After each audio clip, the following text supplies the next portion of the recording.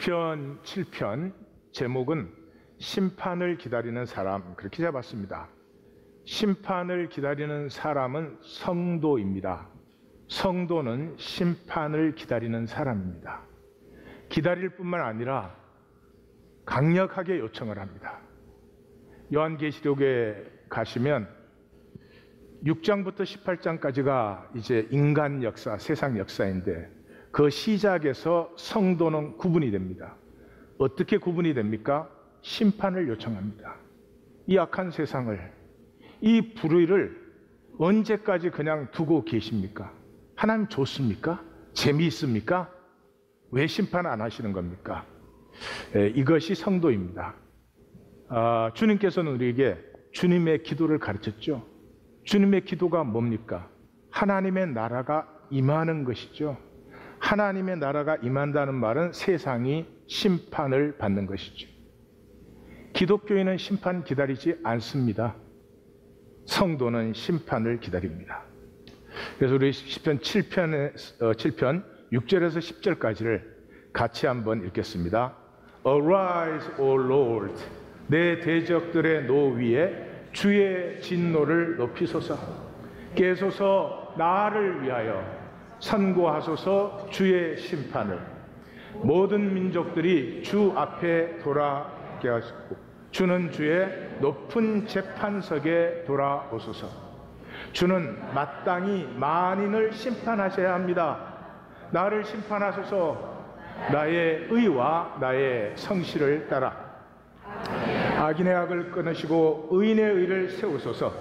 하나님은 사람의 중심을 아시지 않습니까? 나의 방패는 하나님이십니다. 마음이 정직한 자를 구원하시니까요. 이 본문에 보시면 하나님께서서 나를 위하여, 이 하나님의 심판을 굉장히 간절히 기다립니다. 하나님 어디 가 계십니까 도대체? 하나님의 높은 재판석에 세계 만민을 모으시고 그 높은 재판석에 좌정하소서. 근데 좌정하셔서 그래야 되는데 그게 돌아오소서 되어 있습니다. 그게 돌아오는 단어가 두 개가 나오는데 만민을 돌아오게 해달라는 단어와 하나님이 돌아오라는 단어가 다릅니다. 하나님 돌아오라는 단어는 슈브를 쓰고 있습니다. 슈브는 회개입니다. 이 시편 기자는 하나님 회개하세요 그럽니다.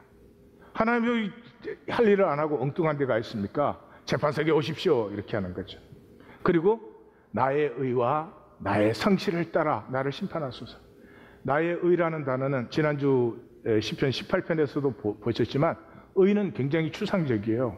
뭐 나는 의롭게 되었다, 구원받았다, 이거 굉장히 추상적이에요. 아무 가치 없어요. 반드시 짝으로 나타납니다. 그래서 18편은 나의 의와 나의 깨끗함 그렇게 나오죠. 그렇죠? 두 번이나. 그래서 나의 의라는 단어는 특별히 시편에서 항상 이렇게 짝으로 나오는데 나의 성실함. 이 말은 뭐예요? 이제는 내가 받을 상급을 나에게 주소서, 유업을 주소서 그런 말이죠. 하나님 사람의 중심 아시지 않습니까? 모릅니까? 진짜와 가짜를? 왜 심판을 안 하시는 겁니까? 내가 의지할 것은 하나님뿐입니다. 왜냐하면 하나님은 정직한 자는 반드시 구원하시니까요. 이 굉장한 담대함이죠. 이게 아버지와 아들의 관계죠. 창세기 18장의 아브라함의 마음이죠. 하나님이 소돔과 고모라 이렇게 심판하러 가시니까 하나님을 딱 막아서서 아브라함이 그랬죠. 하나님이 악인과 의인을 같이 심판하십니까? 거기 의인 50명 있으면 어떻게 할 겁니까? 그렇게 해서 10명까지 내려가죠. 그런데 아브라함이 이렇게 말합니다. The judge of the world, do right. 당신이 세상의 심판자 아닙니까? 그럼 좀 똑바로 하십시오. 의인 있는데 의인은 멸망시킬 수 없습니다. 이렇게 하죠. 그렇게 해서 롯을 구원해내는 그 아브라함의 담대함이 느껴지는 그런 시편이에요.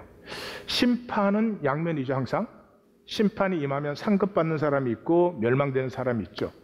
우리 기독교는 상급 쪽은 잃어버렸어요. 왜? 맨날 현상 얘기만 하니까. 예수 믿으면 복 받는다 그러니까. 이 상급을 모르니까 이제 기독교의 심판은 전부 멸망, 막 하나님 앞에 이제 혼나는 거 그런 것만 된 것 같아요. 자, 오늘은 역사의 역설로 한번 시작을 해보십시다.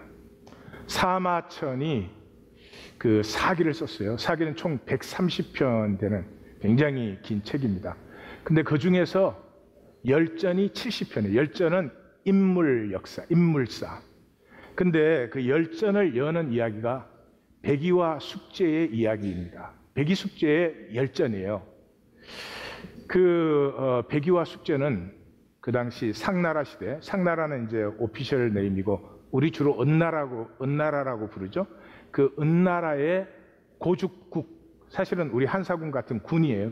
고죽군의 그 영주의 아들들이에요. 그래서 이제 그 아버지가 왜 그런지 모르겠지만 숙제가 셋째인데 셋째에게 이제 왕위를 이렇게 물려줬어요. 죽으면서.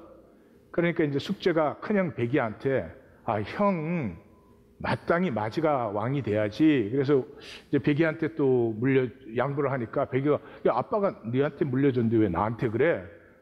그래서 이제 안 받겠다 그랬어요. 그러니까 이제 둘이 의논을 해가지고 아빙이라는 둘째에게 왕위를 물려주고 둘이는 이제 길을 떠났습니다. 그때 주나라, 중국 하도 주나라가 그렇게 또 많아갖고 헷갈려요, 그냥. 근데 내가 구분해줘도 뭐 모르시니까.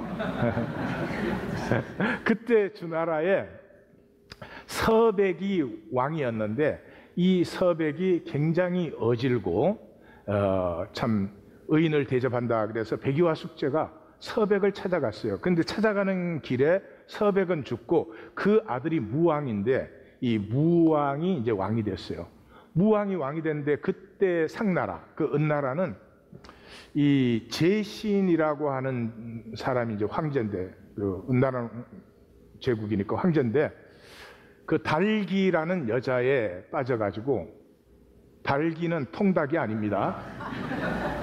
달기라는 여자에 빠져가지고 주지육림에 빠져서 나라가 엉망이었어요. 그래서 오늘의 가장 중요한 메시지는 통닭 먹을 때 조심하자. 그래서 이 나라가 흔들리니까 이 아들은 자기 아버지가 답답했던 거예요. 이때 치면 우리가 군주국이 되는데 뭐하나. 그래서 아버지 죽기를 바랬는지도 모르겠어요. 그래서 아버지가 죽자마자 자기가 왕이 되니까 군대를 이끌고 이 상나라를 치러 나가는 거죠.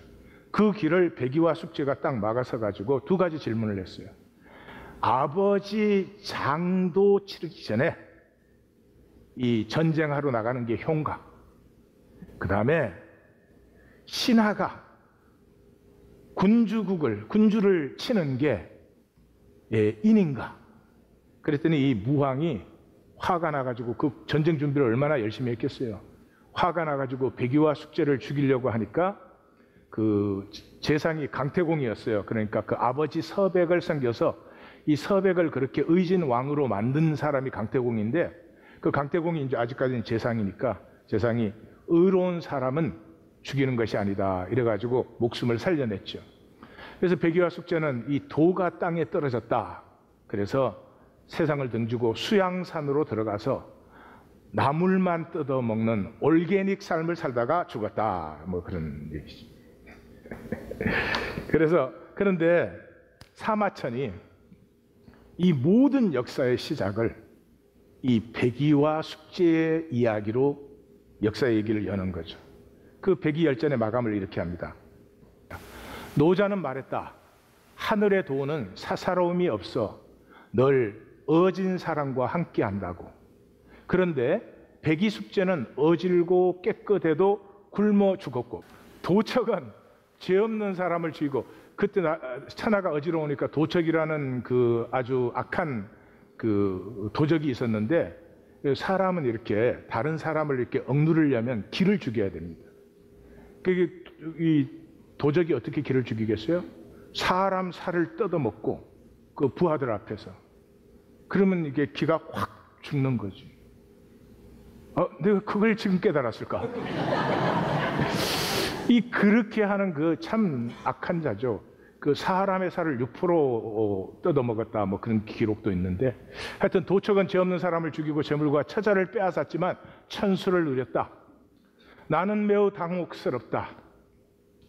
이것이 하늘의 도라면 이 도는 옳은가 그런가? 이 질문은 옳은가 그런가가 아니죠. 과연 이 세상의 삶에서 이런데 그래도 옳게 살아야 되는가? 그래도 옳게 살아야 될 근거가 있는가? 이렇게 물은 거죠. 많은 사람은 사마천을 해석할 때 그럽니다. 사마천은 그 갈등을 가지고 사기를 썼다. 저는 그렇게 안 봅니다. 시간이 있으면 좀 나눌 수도 있겠지만 사마천은 알았습니다. 의를 살아야 된다.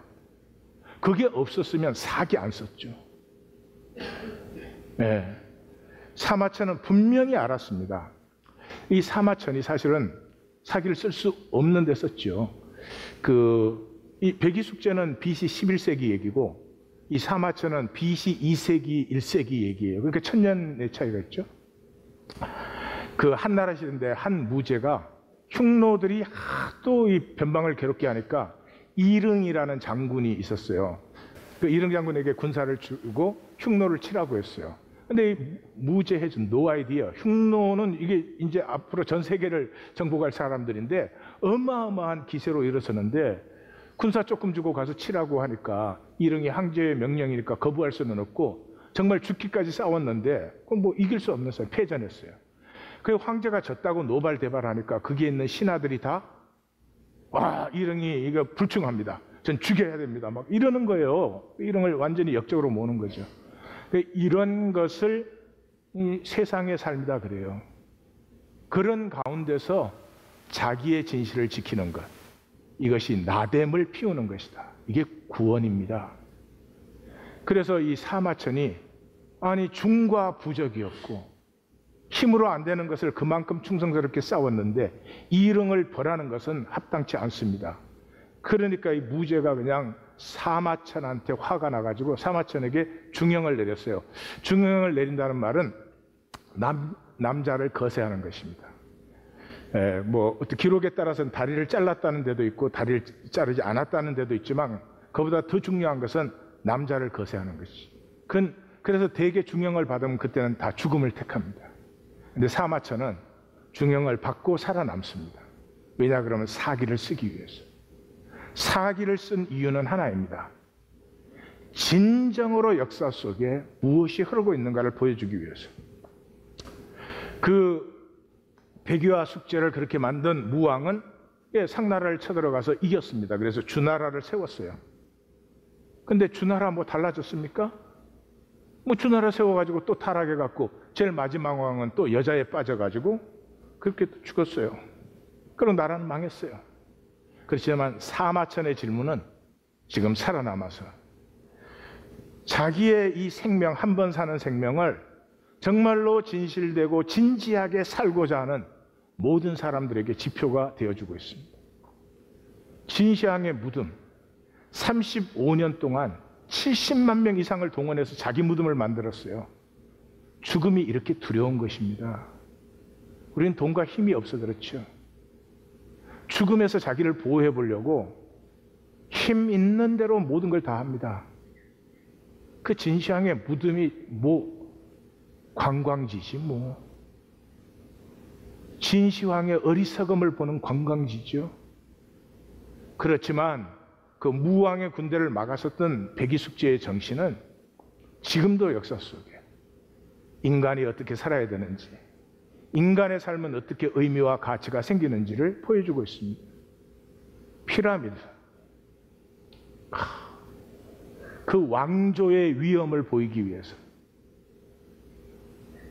뭐 위엄을 보여. 왕이면 백성들이랑 같이 살면 좋잖아. 같이 나누고.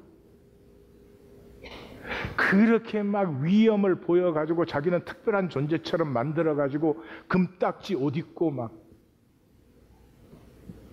그 파라오의 미이라는 관광거리지 뭐. 그러나 그 시기에 함께 사는 거야. 인간의 가치는 함께 사는 살 줄 아는 데 있어. 나그네와 고아와 과부와 함께 사는 그런 세상을 만들자. 그리고 그 길을 뛰쳐나온 모세의 정신은 인류 역사의 근간을 이루고 있습니다. 현상적으로 남은 것은 진시황의 무덤이 남고 피라미드가 남았죠. 사마천의 질문과 백이숙제의 정신과 모세의 정거는 흔적도 없이 사라진 것 같지만은 역사를 무엇이 만들고 있습니까? 모두가 미쳐서 있는 것 같고 거짓으로 살고 욕심으로 사는 것 같은데도 역사를 여전히 만들고 있는 것은 이 보이지 않는 정신들입니다. 저도 64년을 살았으니까 이제 하나님 앞에 부른다면 하나님 앞에 가기 전에 제가 증거할 것이 이제는 있네요. 간단합니다. 정리가. 에고로 한 것은 다 거짓이에요. 몸을 불사르게 내어줬어도 내 에고로 나를 세우기 위해서 그렇게 한 것은 다 거짓이에요. 거짓이라는 말은 본질을 피우지 못해요. 사람에게 보이는 껍질만 만들다가 가는 거죠. 하나님이 우리의 삶을 이런 현상세계에 넣어준 것은 우리로 본질을 피우게 하시죠. 한 생애를 산 다음에 이 본질은 영원과 허무로 나뉩니다. 본질을 피운 것과 껍질만 만들던 것은 나뉩니다. 여기까지는 참 좋습니다. 문제는 예수님이에요. 예수님이 보통 문제가 아니에요. 예수님이 안 계셨으면 솔직히 말해서 뭐 어떻게 살든 뭐 상관이 뭐가 있겠어요. 근데 예수님이라는 계시가 역사 중간에 딱 쓰는 바람에 이거 정말 아무렇게나 살 수도 없고 내가 도대체 무엇을 하고 있는 인간인지 이런 것들이 심각해지는 거죠. 예수님께서는 이 영혼과 허무가 인격적이라고 했습니다. 이건 무한 묵상이 필요한 말입니다. 제가 설명할 수 있는 말이 되지 않습니다. 영혼은 하나님 앞에 아주 기쁨의 잔치자리로 표현을 했습니다. 인격적입니다. 허무는 바깥 어두운 데 나가 슬피 울며 이를 갈리라. 이렇게 해서 마음에 영 안 들어요. 정말로 마음에 안 들어요. 그래도 그분의 말씀입니다. 자, 이 본질을 피워야 되는데 그렇다면 그 말 갖고 시비 걸 것이 아니라 내 삶은 본질을 피우는 삶이 되어야 될 텐데 그 본질은 어디서 피어나나? 똑똑하면 피어나나? 능력 있으면 피어나나?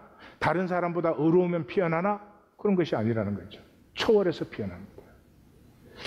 이 다윗의 삶이 보여주는 것은 이것인데 triumphant innocence. 다윗은 승리의 순전함을 가지고 있어요. 이것을 설명할 수는 없지만 골리앗 앞에서도 골리앗을 넘어서 볼 수 있는 사람입니다. 임금님은 벌거숭이. 이건 순전함에서 나오는 거죠. 모든 사람은 임금님이 옷 입은 척하고 있어요. 근데 아이의 순전함은 임금님은 벌거숭이 그러는 거죠. 우리는 아무리 윤리적으로 살아도 윤리성을 벗어날 수는 없어요. 아무리 선하게 살아도 내가 선악과적 삶에서 그 평면을 벗어날 수 없어요. 그런데 주님의 가슴을 만나면 주님의 사랑, 주님의 그 품어주심, 너는 내 사랑하는 자요, 내가 너를 기뻐하노라. 누군가의 기쁨이 되고 싶어서 몸부림친 삶에 너는 내 기쁨이야. 그때 그냥 편안해집니다. 그때 마음이 순전함입니다. 그때 아무리 부족하고 못나도 나는 그냥 나입니다. 그것만이 하나님을 만나는 길입니다. 만나려고 또 애를 쓰대고 이것저것 해대고 산야를 헤매고 댕기고 그 사람 못 만나니까 그러죠. 당연히. 순전함이죠. 자, 시편 7편으로 들어가십시다. 시편 7편은 의인과 악인을 얘기하고 있습니다. 의인과 악인 그러면 우리는 벌써 윤리를 생각해요. 윤리적인 것을. 성경은 전혀 아닙니다. 의인은 그냥 하나님의 사람이 의인이에요. 악인은 세상 사람이 악인이에요. 그 의인, 악인 대신 그 하인, 세인 뭐 이랬으면 좋겠어요. 그래서 의인은 중심이 뚜렷합니다. 하나님의 의의 심판을 기다려요. 이 세상의 거짓, 이 세상의 이 불의, 강한 자가 약한 자를 치는 그게 세상이죠. 그걸로 끝난다면 질문할 필요 없죠. 이 돈은 옳은가 그런가? 그런 거지. 그렇게 끝나지가 않지요. 현상에서 뭐가 일어나더라도 마지막에는 하나님의 의의 심판 앞에 나는 답변해야 됩니다.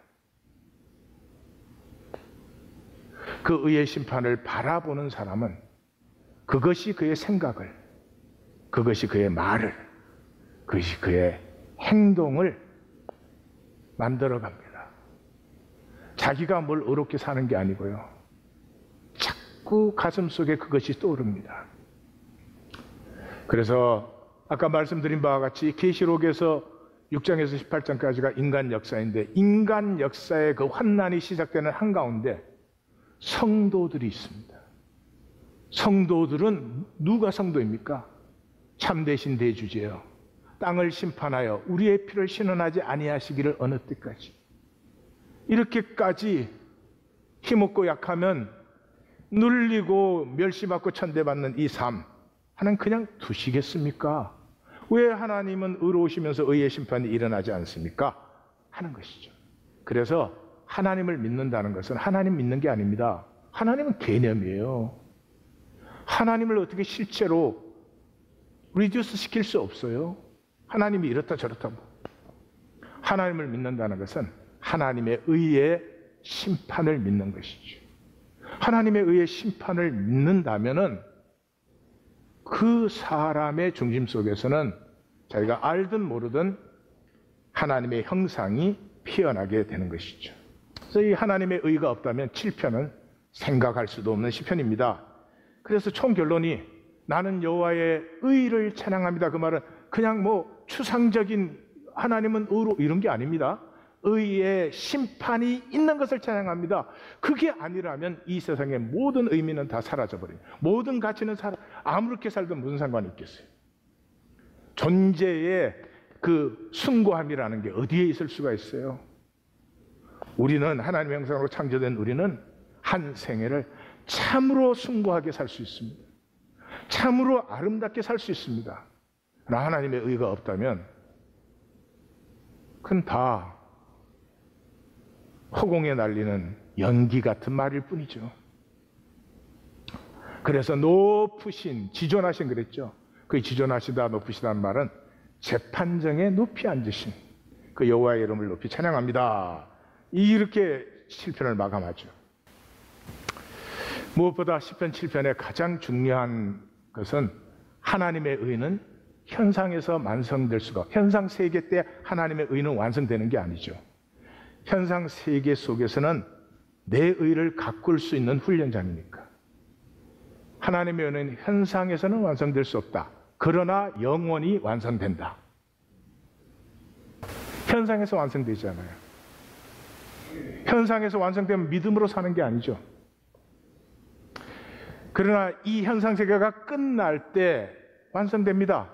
그래서 의인은 오직 믿음으로 산다는 거죠. 믿음은 예수 믿는다 그런 게 아닙니다. 하나님의 의가 있음을 믿는 것입니다. 왜 기독교인들이 하나님을 믿는다 그러면서 하나님의 의가 나타나지 않습니까? 평생을 믿는데 성화되지 않습니까? 하나님이라는 추상적 개념을 믿으니까. 이건 내 마음대로 하잖아요. 내가 귀찮으면 밑에 쓱 내려놓고 올렸다 내렸다. 나 하나님의 의의 심판을 믿는다는 건 내 마음대로 할 수 없죠. 시편 7편에 이 맛과 먹과 힘이 바로 여기에 있습니다. 그래서 히브리서 기자는, 이 구약 성경을 가장 잘 해석한 히브리서 기자는 이 사람들이 다 믿음을 따라 죽었으며, 지난주 18편 우리가 나누었죠. 18편이 뭐였어요? 죽음의 사망 권세가 엄습해 올 때 하나님의 영혼에 강건함을 가진 사람은 죽음을 넘어서 하나님과 교통한다. 보통 복이 아닙니다, 여러분. 믿음을 따라 죽었는데 약속을 받지 못했어요. 약속을 현상에서 받아버리면 안 돼요. 예수님이 그랬죠. 약속을 현상에서 다 받는 사람들이 많다고. 종교인들, 사람에게 보이려고 설치고 다니는 사람들은 그들은 이미 자기 상을 받았느니라. 이 거짓되고 불의한 땅에서 그래도 깨끗하고 그래도 진실하고 그래도 정직하게 살아가려고 몸부림치는 이유는 하나님의 의의 나라가 있기 때문에 그런 것이지, 여기서 호의호식, 이 쓰러지는 현상에 호의호식하는 게 아니죠. 이들은 본향을 찾는 자들이죠. 이 생명의 원래 그 하나님과 하나 되었던 그것으로 돌아갔죠. 이 사람들은 증거가 있어요. 약속된 것은 받지 못했지만 증거가 뭐예요? 예수님의 삶과 죽음이죠. 예수님의 삶이 뭐예요? 떡이에요. 예수님의 죽음이 뭐예요? 잔이죠. 이걸 모르면 떡 먹고 포도주스 마시는 줄 알아요. 그를 할 때마다 예수님이 우리에게 나누신, 우리를 품고 나누신 예수님의 삶과 죽음을 기억하는 거죠. 에고는 현상 너머를 보지 못해요. 이 현상을 넘어선 것은 다 개념이에요. 개념으로 이해는 하는데 실제로 절대로 느끼지 않습니다. 결코 회개하지 않습니다. 왜 그래요?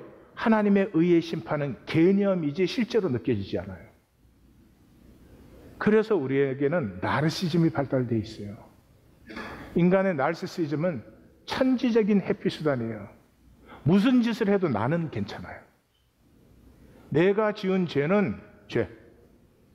네가 지은 죄는 죄. 기독교 2000년 내내 하는 짓이에요. 그 시대마다 어떤 죄를 만들어가지고 그걸로 자기들을 정당화해요. 남북전쟁 때는 노예 제도에 반대하면 죄. 성경에 노예가 있어. 아브라함도 노예를 갖고 있었는데 왜 반대하냐 이거야, 성경을. 그래서 노예제도 찬성하면 복음주의자, 노예제도 반대하면 죄인 그랬어요. 지금도 똑같은 게 돌아댕겨요. 역사 끝까지 별로 바뀌지 않습니다. 자, 이 시편 7편을 가지고 심각한 시편이죠. 오늘은 무엇보다 하나님을 만나보십시다. 우리 하나님은 종교의 신이 아닙니다. 인간이 만든 종교의 신은 동서고금의 모든 역사를 비롯해서 아주 간단합니다. 신은 언제나 왕권을 수호합니다. 왕권을 수호하기 때문에 계급 체제를 정당화합니다. 그 왕은 신의 대리인이야. 근데 그런 종교 있어요. 이 사제가 되면 자기가 신의 대리인이 되는. 그래서 왕이 신의 대리인이 돼가지고 두 가지, 정치, 종교. 종교에는 사제들을 두죠. 사제에 대해서는 제가 간단하게 설명을 드린 사제 역사는 저 수메르부터 시작해서 이 시대까지. 저는 사제를 싫어합니다. 종교의 사제는요, 아무것도 생산하지 않고 입으로만 사는 사람이에요. 제일 나쁜 사람이 말로만 하는 사람이에요.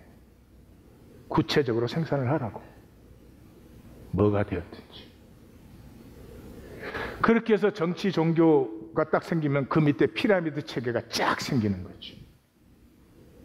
이게 다 신의 이름으로 이루어졌어요. 신이 내리는 신탁을 테르툼 그래요. 테르툼. 근데 이 왕에게 신탁을 내리는 신은 메인 신이에요. 주신이에요. 그분들은 이렇게 역사에도 이름이 남아 있어요. 마르두, 바울이 아니네. 바알, 아세라 등등 남아 있어요. 그건 무슨 신인 줄 아세요? 신전을 가진 신이에요. 신전. 우리는 모르는 수많은 잡신들이 많아요. 잡신들은 왜 잡신이 됐어요? 신전이 없으니까. 그것도 닮은 종교가 하나 있어요. 오로지 교회 나와버렸네. 건물이 모든 걸 결정해요. 여러분, 신전 지어서 신의 위엄을 나타내는 거나 교회 건물을 어마어마하게 만들어가지고 마치 그게 위엄이 되거나 그건 가짜요. 위험은 어디에서 나타나야 돼요? 사람의 삶에서.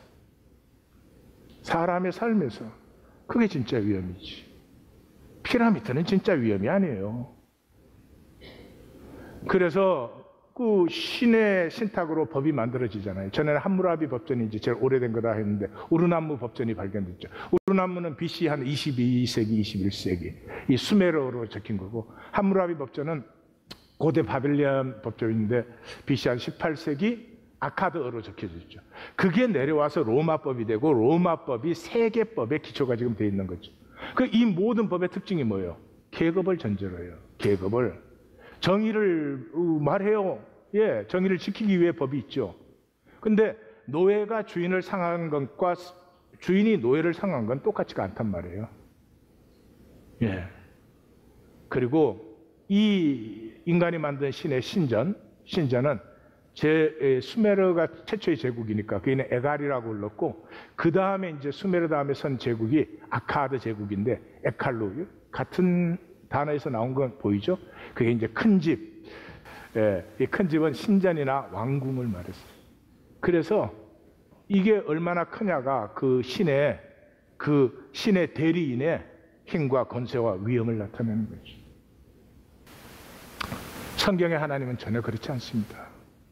성경의 하나님의 가슴은 딱 한 가지예요. 우리 존재의 존귀함. 성경을 다스림이라고 표현해요. 하나님 만유를 다스리는 분 아니에요. 하나님같이 만유를 다스리는 존재가 우리예요. 그래서 다스림은 항상 우리를 존귀하게 만들어요. 화가 나. 화를 다스려. 그때 내가 떳떳해지는 거죠. 우리 인간을 공경하는 것들이 많죠. 뭐 슬픔, 뭐 절망, 많아요. 그것을 우리는 다스릴 수 있어요. 우리 속에 하나님 형상이 있으니까. 이 만유가 우리의 축복을 기다리고 있다. 참 성경은 대단한 책입니다.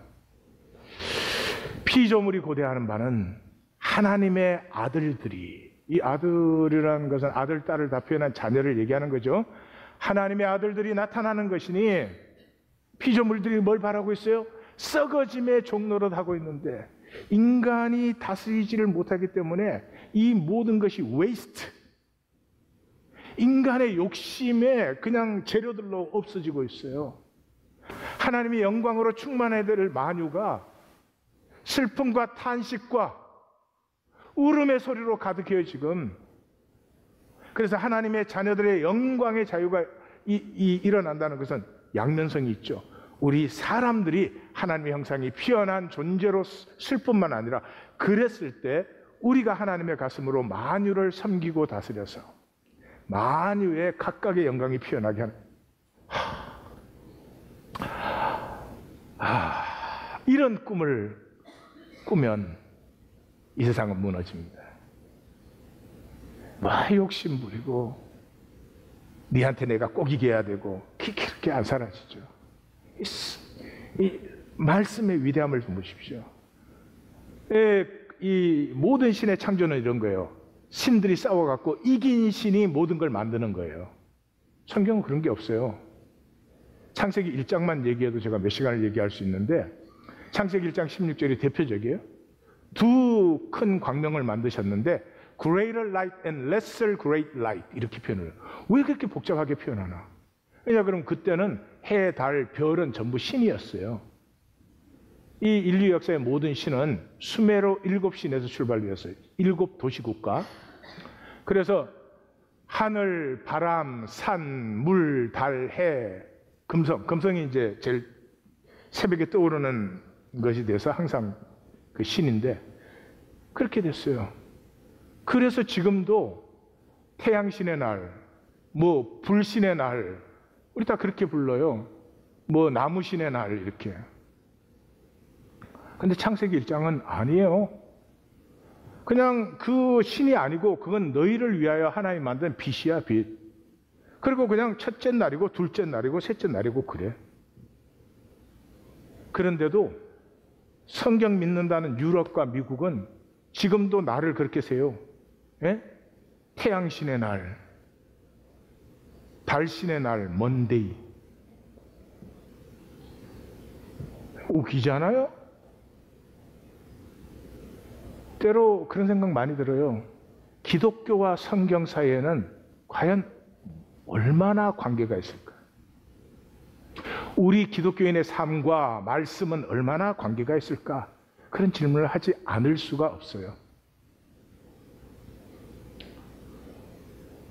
그걸 또 일본이 뺏겨가지고, 일본이 뺏긴 걸 한국이 뺏겨가지고, 유럽, 미국, 한국, 일본 이건 전부 불신의 날, 달신의 날 이러고 있어요.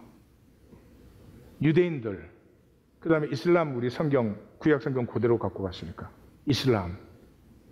그리고 이제 공산행동했던 나라들, 중국, 베트남, 이런 나라들은 첫째 날, 둘째 날 그렇게 불러요. 명칭이 별로 중요한 건 아니겠죠. 하나, 의미는 어마어마합니다. 여섯째 날이 지나고, 그 다음에 일곱째는 안식일이라는 거죠.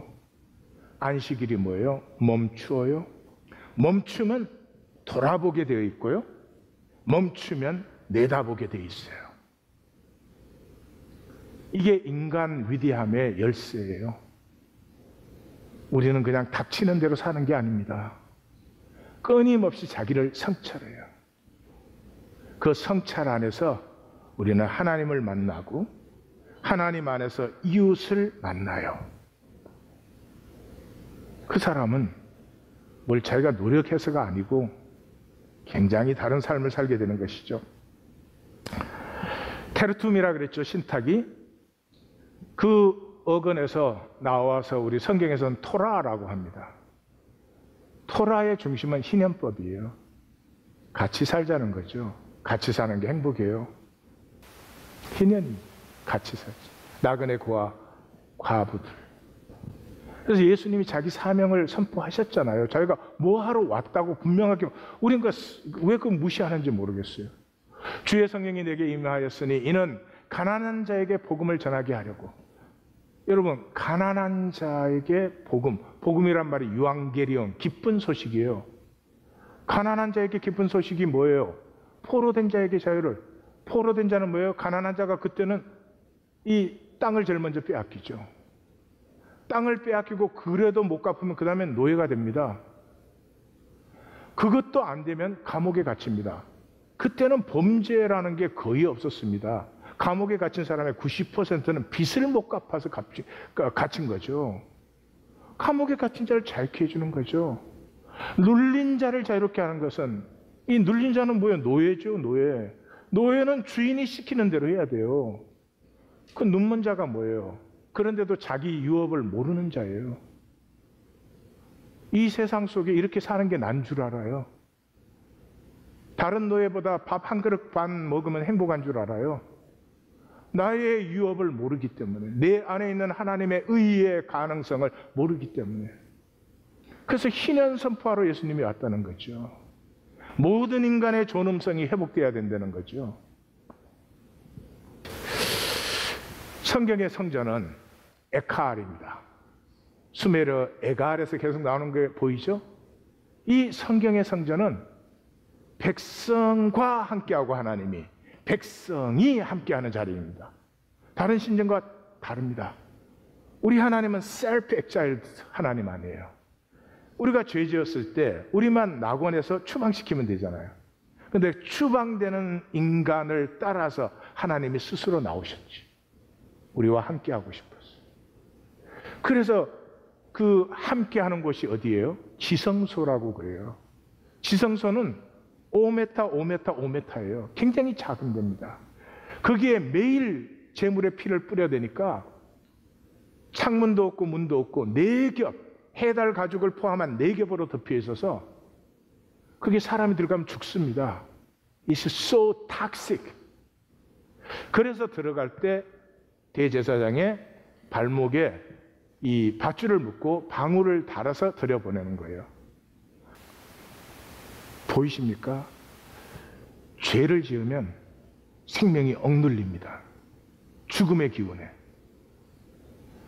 죽음의 기운에 억눌리는 우리를 생명으로 살기 위해서 하나님이 죽음의 자리에 계시는 것이에요. 보이십니까? 그래서 솔로몬이 무슨 짓 했어요? 이방 신전 따라서 하나님의 성전을 지었죠. 결국은 온갖 이방신을 거기다 다 넣었죠. 그 스데반이 뭐라 그럽니까? 솔로몬이 그를 위하여 집을 지었느냐? 하나님이 사람 손으로 지은 곳에 계시니? 하늘이 보좌고 땅이 발등상인데 그 집에 하나님 가둬가지고 자기 왕권의 수호신으로 삼어? 혹시 하나님 수호신으로 삼고 계신 거 아니에요? 하나님 세상 다른 사람 다 죽어도, 다 아파도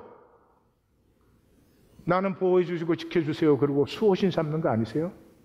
우리 하나님 그렇지 않습니다. 스케일이 크십니다. 하나님을 구하시려면 하나님, 이 땅에 하나님의 나라가 임하게 하옵소서. 이제 더 이상 아픈 자가 없게 하시고, 이제 이 거짓의 불의가 사라지게 하시고, 하나님의 의가 모든 심령을 다스리게 하여 주시어서 모두가 떳떳하고 자랑스럽고 자기인 것이 기쁜 그런 하나님의 나라가 되게 하옵소서. 그래서 성경에는 클래스가 없습니다. 히브리의 왕은 멜렉이라고 부릅니다. 멜렉이라는 뜻은 상의하는 자, 충고를 받는 자. 그 주변 국가의 왕과 다르죠. 성경의 사제를 레이지파라고 합니다. 사제가 왕하고 붙어가지고 금은 보석 취하는 사람들이 아닙니다. 백성이 나누어 주지 않으면 굶어 죽는 사람들이에요. 그래서 레이지파는 쉽게 말하면 이 위임받은 거지들이에요. 많이 좀 나눠주세요. 전혀 달라요. 성전에 대한 그 하나님 말씀이 뭐예요? 은으로나 금으로나 내 신상 만들지 말아라. 토단을 쌓아라. 왜요? 토단은 높게 못 쌓아요. 내 이름을 기억하는 곳에 내가 복을 주지. 너네 제단 높이 쌓아서 거기다가 수양 황소 드린다고 복 받는 거 아니다. 내 인격과 만나서 복을 받는 것이야. 그 다음에 뭐예요? 혹시 돌로 쌓아야 되겠거든. 다듬은 돌로 쌓지 말아라. 다듬어야 높이 쌓아요. 피라미드는 다듬었기 때문에 그렇게 높이 쌓을 수 있어요. 다듬은 돌로 쌓지 말아라. 층계를 두지 말아라. 층계를 두면 높아지잖아요. 하나님의 성전은 한 번도 건물을 가지고 하나님이 얼마나 웅장한 신인지를 보이지 않습니다. 왜 그러냐면 하나님의 가슴에 가장 웅장하고 위엄이 있는 것은 사람의 심령이기 때문에.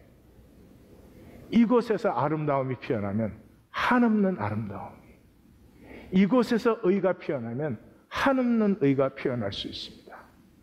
제사장, 성경의 제사장을 코헨이라고 합니다. 대제사장을 학고헨이라고 합니다. 그래서 내년부터는 제 성을 대자로 고칠까? 성경에는 제사장이 안 나옵니다, 여러분. 체제가 필요해졌을 때 왕처럼 하나님이 할 수 없이 일시적으로 주는 것이죠. 최초로 나타난 제사장이 누구였어요? 멜기세덱이었어요. 살렘의 제사장이었잖아요. 두 번째 나타난 제사장이 누구였어요? 요셉의 장인인 온 제사장이었죠. 세 번째 나타난 제사장이 누구예요? 모세의 장인 미디안 제사장이었죠. 아브라함이 이삭 제사 드릴 때 사제 불러오지 않았습니다. 자기가 드렸습니다. 야곱이 돌기둥 세울 때 사제 불러오지 않았습니다. 자기가 세웠죠. 기독교인이 하나님 앞에 예배하고 감사하는데 꼭 목회자를 불러요. 이걸 신앙이라고 우리가 살고 있습니다. 여러분, 정말 이상한 짓을 많이 합니다. 창조 이야기, 홍수 이야기, 바벨탑 이야기, 이거 어느 신화에나 다 나오는 것입니다. 그런데 어떤 역사에도 신화에도 나오지 않는 유일한 이야기가 출애굽입니다. 인류 역사의 유일한 사건이에요. 말할 게 많지만요, 제국의 대표가 사르곤 대제입니다. 이 사람이 정말로 제국다운 제국을 건설한 최초의 인물이어서 모든 정복자들은 자기가 사르곤의 후예라 이렇게 하는데 별 좋은 건 아니에요. 사르곤이라는 이름이 사르킨누, 추루킹, 이런 이름을 붙이는 건 그 자체가 이미 의심스러운 거야. 하나님은 출애굽에서 많은 것 중에 하나지만 진정한 지도자를 보입니다. 모세입니다. 모세가 하나님, 저는 근거 못해요. 그러니까 하나님이 그렇게 말하시죠. 내 손에 있는 게 뭐냐? 지팡이니이다. 너 지팡이야? 너 그 지팡이 들고 양 인도했지? 그럼 이제는 지팡이 들고 백성 앞에서 가면 돼. 내가 너보고 잘나라고 그러니? 내가 너보고 능력이 있으라고 그러니?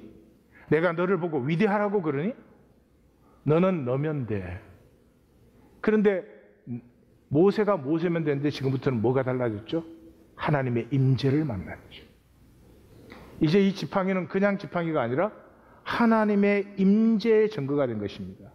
그래서 애굽으로 돌아가는데 지팡이를 손에 들었다 이렇게 적고 있는 것이죠. 바로 앞에서 열장을 할 때도 지팡이를 잡고 지팡이로 치니 지팡이를 들고 이런 말이 계속 나오죠. 홍해를 가를 때도 지팡이를 들고 손을 바다 위로 내밀죠. 무리바 사건에서는 지팡이를 잡고 백성 앞으로 지나가라 그래요. 백성이 지팡이를 잡고 가는 걸 보게 하라는 거죠. 하나님의 임재가 중요한 것이지. 그래서 광야 전체의 주제가 뭐예요? 무리바는 다투었다. 뭐를 다투었어요? 우리 가운데 하나님이 계신가 안 계신가. 지금 우리 가운데도 임재를 느끼는 분이 있고요. 나와서 내 머리로 인간 의식 지나가는 분들이 있어요. 임재예요. 인간을 인간답게 만드는 것은 인간이 똑똑해서도 아니고요. 훌륭하고 잘나서가 아닙니다. 하나님의 임재 앞에 있는 인간은 순전해집니다. 인간은 순전할 때 하나님의 형상이 피어나죠. 자, 사마천의 질문으로 돌아갑니다. 세상은 전부가 에고로 삽니다. 거짓자. 모두가 거짓됩니다. 우리가 잘하고 못하고의 문제가 아니라 우리는 거짓 세계 속에 거짓으로 살고 있습니다.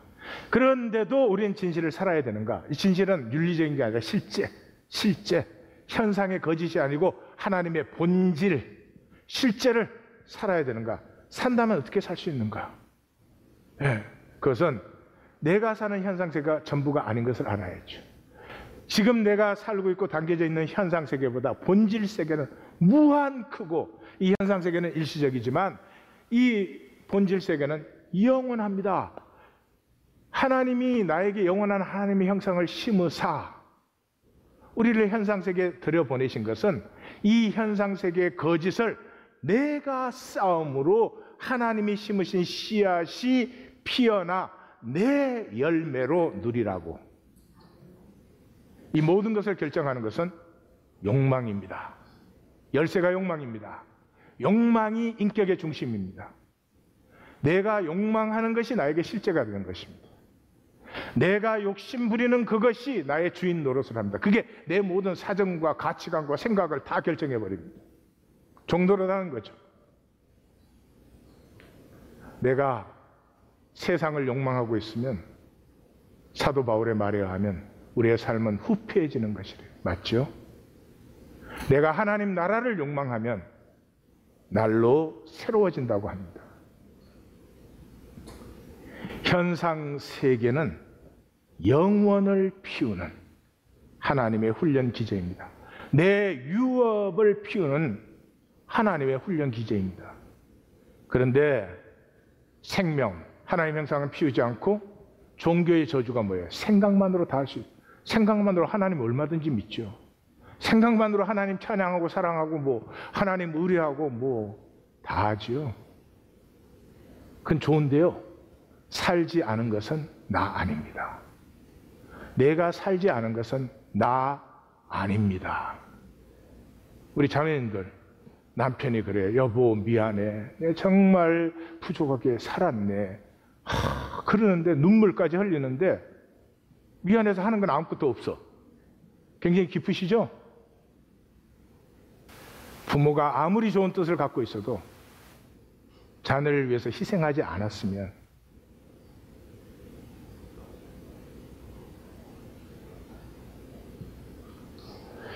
이 기독교에서 사라진다는 에르감, 몸으로 산 것. 신약에 176번이 나와요. 요한계시록에서는 21번이 나와요. 계시록은 숫자를 상징적으로 쓰잖아요. 3번씩 7번. 그럼 얼마나 많이 나오는 거예요? 에르간으로 심판받는다고 했지, 너 생각에 뭐를 믿었냐로 심판받는다는 것은 성경에는 없습니다. 이러한 그 생각만의 신앙 때문에 사회와 교회는 구별이 사라졌습니다.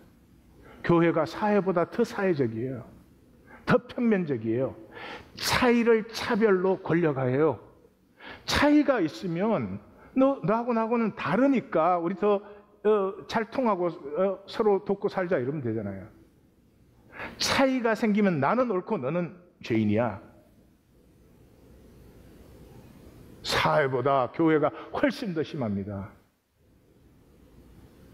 교회의 종교신은 천상 보좌에서 복과 벌을 주셔요. 주로 뭐 가지고? 주로 연보 가지고. 현금거래야. 왜 그런 생각을 할까요? 진정한 초월을 알지 못하니까. 인간 안에 오셔서 자기의 좋은 것을 다 너가 가졌으면 좋겠고 너의 아픔과 슬픔은 다 내게 다오. 이 부모의 마음 아니에요. 부모의 마음. 신과 인간이라는 인간 세계의 절대 구분을 떠나서 내게 침투하셔서 내가 되어주는, 그때 참 중요한 일이 생기죠. 하나님이 내 안에 오셔서 내가 되어줄 때 비로소 나는 나를 봅니다. 그때까지 나는 나를 피하는 것입니다. 내가 부끄럽죠? 내가 싫지요? 피합니다. 처음으로 하나님이 거울 되어 주실 때 나는 나를 성찰하게 됩니다. 또 나라는 거울에 하나님이 비칩니다. 그 하나님은 천상 높은 곳에서 무엇 권세 부리는 분이 아니시고요. 내 죄악과 내 아픔을 나보다 더 아파해 주시는, 바로 여기에서 내 가슴이 하나님의 가슴에 붙들림 받아 나는 자격이 없는데 하나님의 의를 살기 시작하는, 내 안에 이런 것이 있었나 싶을 정도로 하나님의 것이 피어나는 생명의 숭고함을, 그 신비하고 아름다움을 누리게 되는 것입니다.